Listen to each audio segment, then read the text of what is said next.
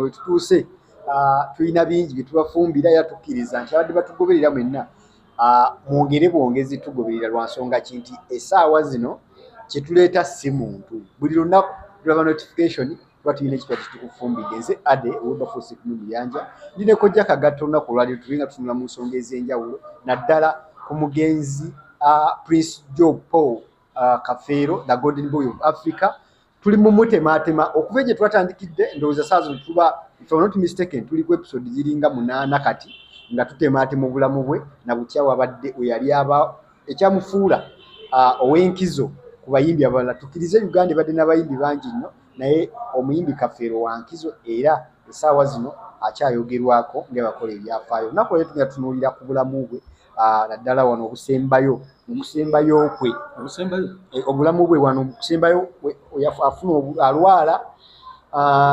n'okufa kwe embiranye evaawo ereetera abaana okutandika okugamba nti beetematema tugenda kutunula nnyo awo ku nkomerero y'obulamu bwawo then mu maaso wali wetuba tulese show yaffe endala tujja kutunula tujjamu kompeyalinga ne banne basatu kojja waŋŋamba kuliko Basudde yali mukwano gw'ennyo n'omwami bamuyita Kasozi teyali mukwano yali amulaba bulayi naye nga baali mu nkundi yaabwe baatuka ekiseera ne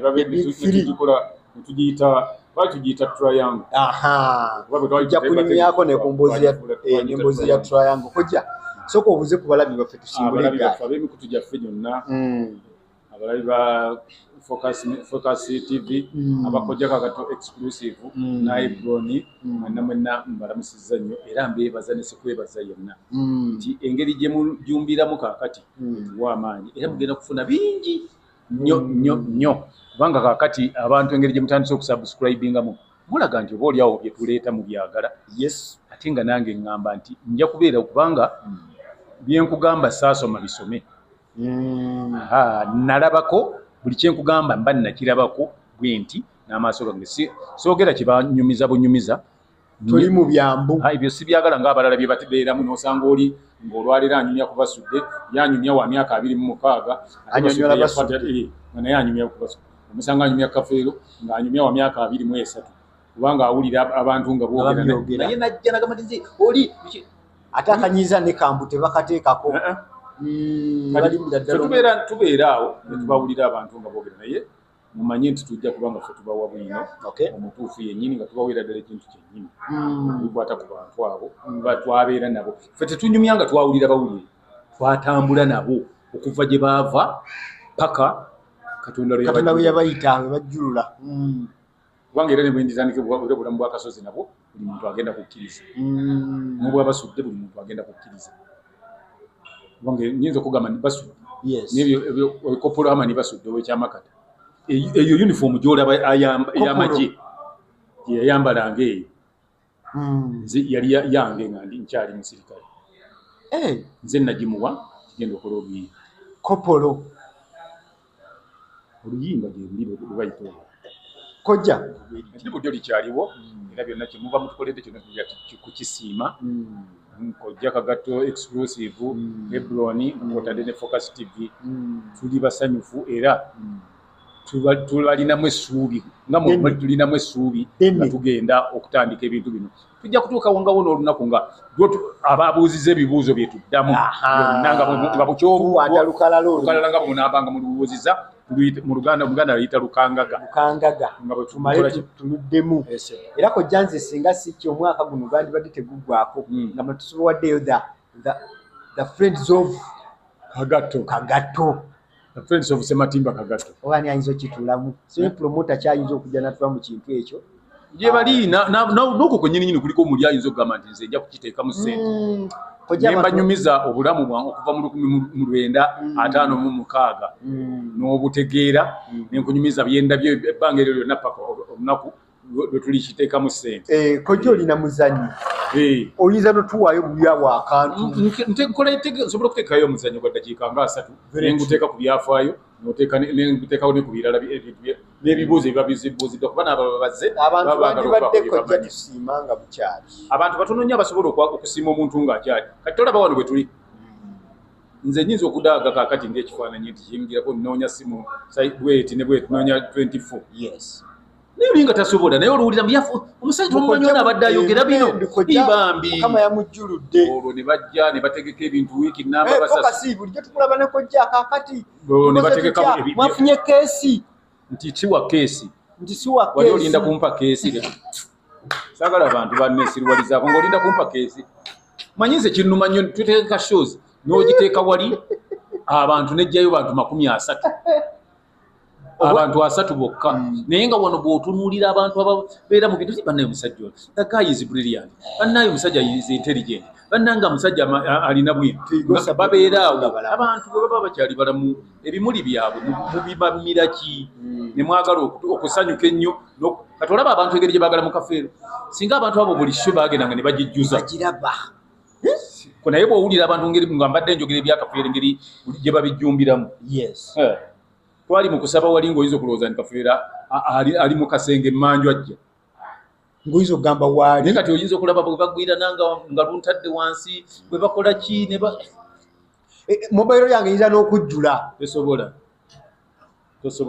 abamu batandika okugamba nti ate abadde mmanyi yafudde bwembadde mmanyi yafudde abantu bazibu so okuba kutulina ng'okulajana bwe tutyo simanyi lwaki naye kojja tugenda kirowoozaako ekyo twongere kirowoozaako friends of kojja Kagato tumuje tufune ku experience eyo yakojja nga tuli naye tulabe engeri gye tujja kitegeka n'abantu era bembadde naba friends of Kagato banga Dickson Zizinga Benon Sebunya ngamba Maria Mundagire baani abo nembaleta babe mukaaga ajja tunyumira eyo nga bona mwina ka art ke mufungu tukolayo kampi naye nde tukamala mu kyakaagala ate ne mukatubanjanga olwo tutaliko kakolanga buli Christmas ne mukasasulira ate tukola koja Kagato edition 1 edition 2 ibana kale kojja olunaku olwaleero nga bwe twayogera ku mbozi bwe tubadde twogera ku temera embozi ya omugenzi Prince Job Paul Kafeero the golden boy of Africa njagala kojja otugendeko ku mubulamu bw'omwami ono atandise okunafuirira obulwadde gye bwamuyisaamu wadde yayisibwamu tujje ne wano biki ebyaliwo enfaaye n'eddaame lye lwa nsonga abaana bangi bakubaganya empawa n'okwagala otuuka okuziikula omugenzi ono lwakaseera kano akaakomerera kano kyenja okusooka okwogera mu byonna tebagenda kuziikula Kafeero buli akirinamu essuubi akiveemu mbagambira wano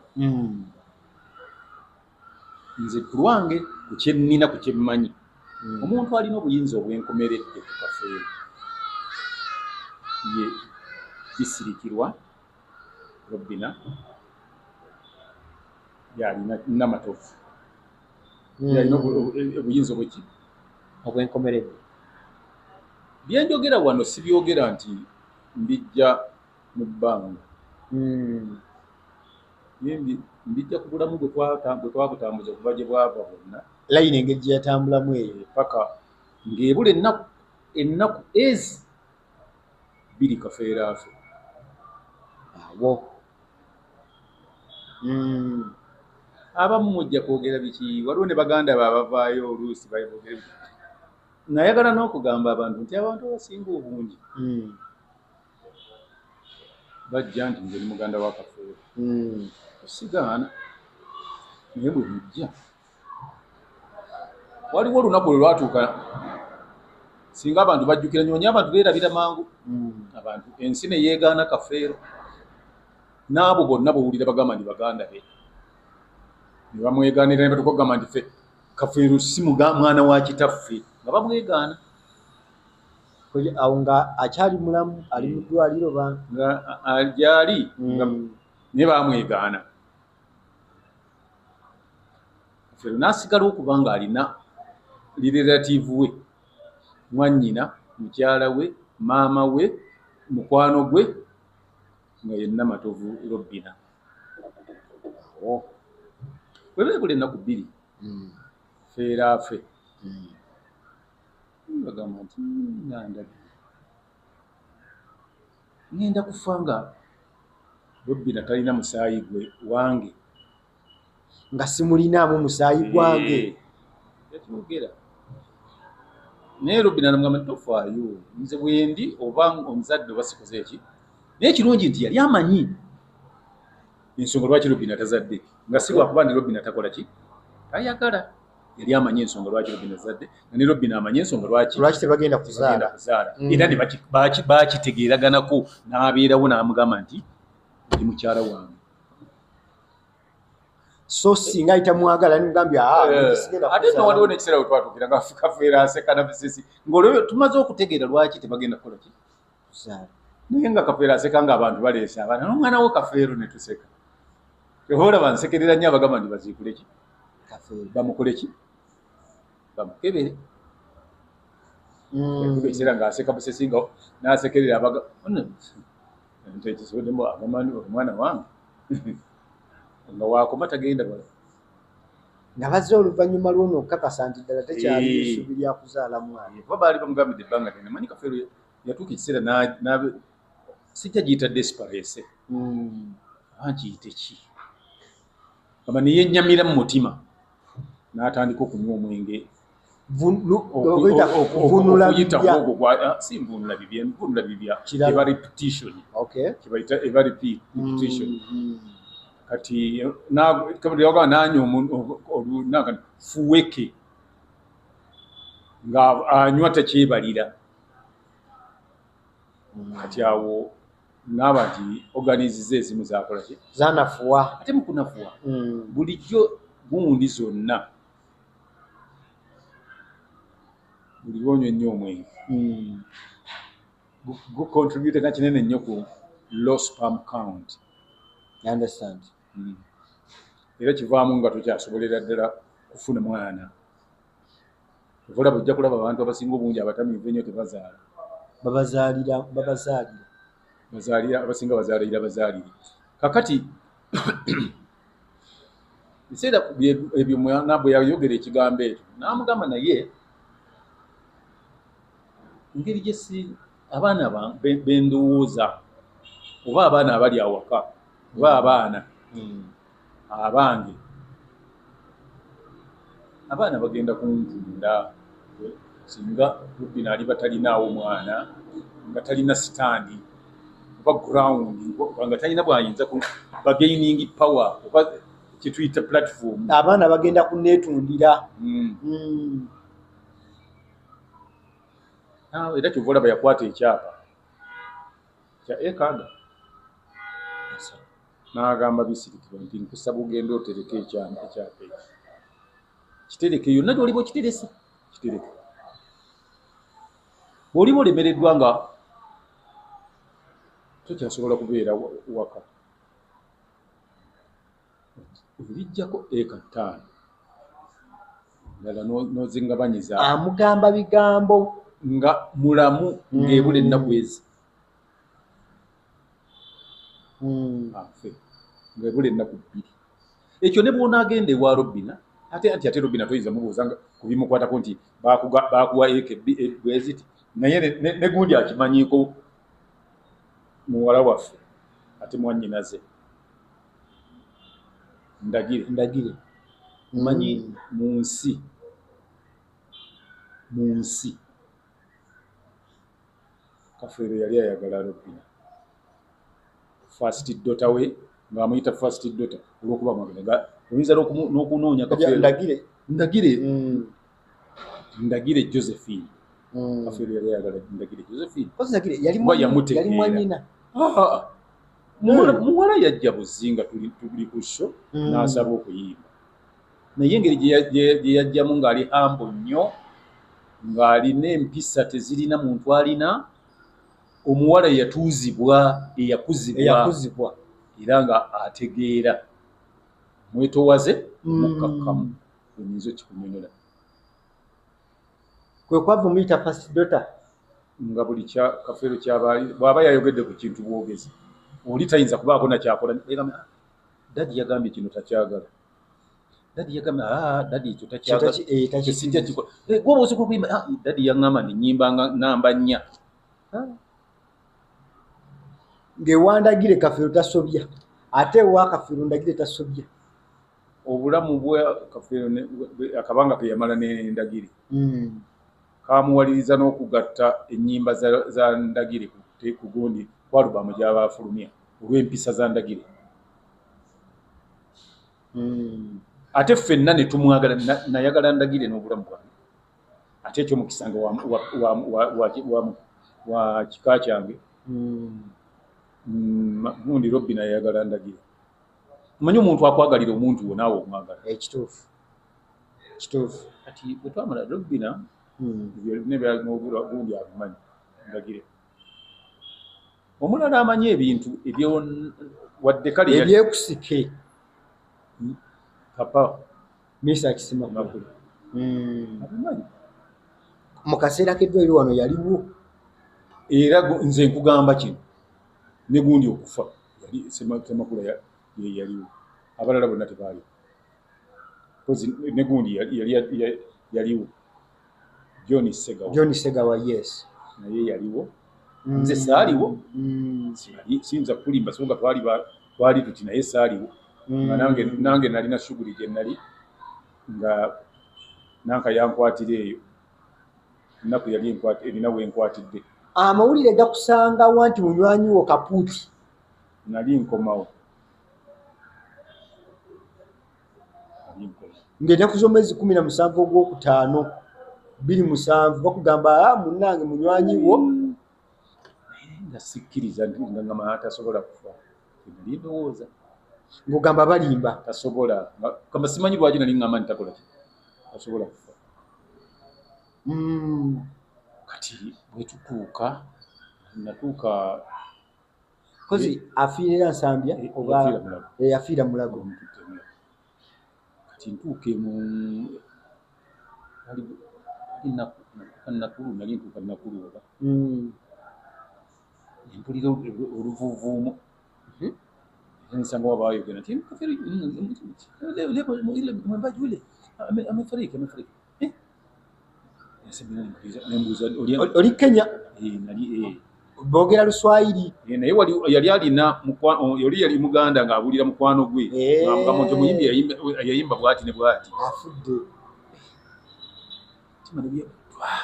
kitegeere envi ne zikuva ku mutwe bwe nsembera nga ndaba amawulire nga ndaba Bukedde bamukubye. Era ekifaananyi kye nalabako kyekyo kye nalaba Kafeero. Nze saalabako ku mulambo gwa Kafeero. Kyekyo kye nkita. Ne mukusembeza wano ku maiti wagaano mulaba. Bayiye ogwo nagwo muzeey gwange nange saagala nnyo okulaba ku muntu afudde. Manya kalansaze zikaze memory badde kalansaze njala nnyo ey'omulamu. Kakati mukwano gwange oyo atannafa n'agamba gundi nti tereka ekyapa ekyo, n'amubuulira bye yalina okukola. Naye ng'ensonga yali agimanyi lwaki nagamba nti banneegaana njagala kukola ngenda kuziikibwa nze Kaga. Gye nali ndowooza nti taata waffe banneegaana. Koja embiranyi ya Nanganga omwami bamuyitaani oyo Naganga. Embiranyi ye ne mutabani wono gwe yali akuzizza ate yavaawo eyo. Anti aba akukuzizza bukuza. Tolowooza nti ekkabada mu kutereka ennyo ebikopo yeefuuka nnyini byo. Naye ate osanga oli gw'okuzizza ne muwangalya ddala. Anti kati twogera ku ono so oli gw'ogamba. Okay. What was the cause? Tewali cause yali nti abaana baatuuka ekiseera n'abawaka nga bamwegaana nti si muganda we.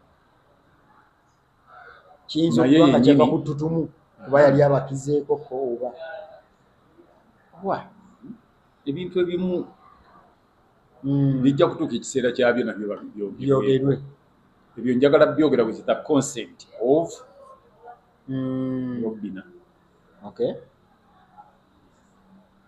Robina bw'aliba nga n'Endagire bwe yalaba agambye kati tubyogere.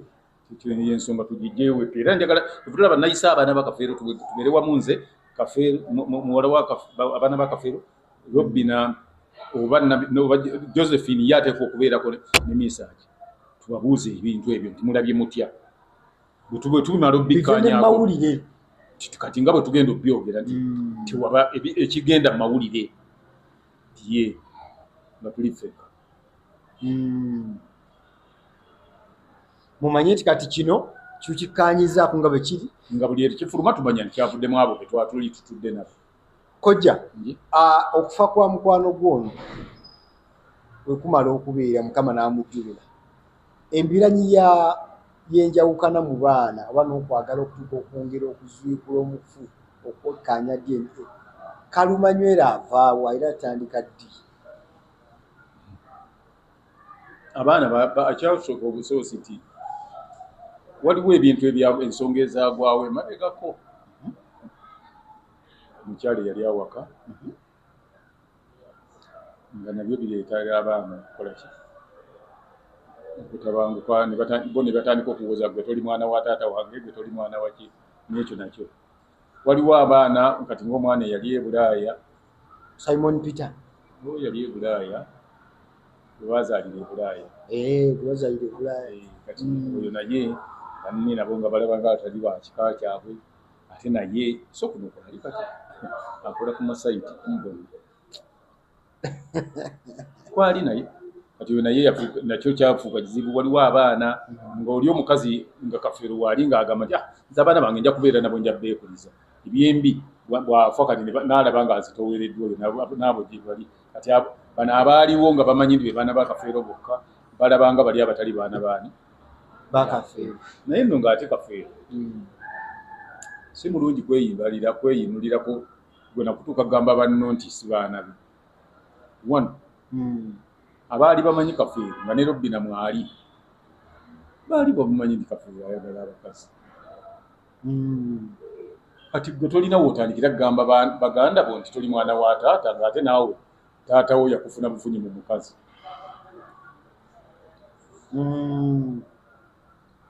Waliwo kyatuukira nga kiraga nti abakazi baali 17 abaaliwo nga be balina abaana be baali balowooza nti baana balinga 25.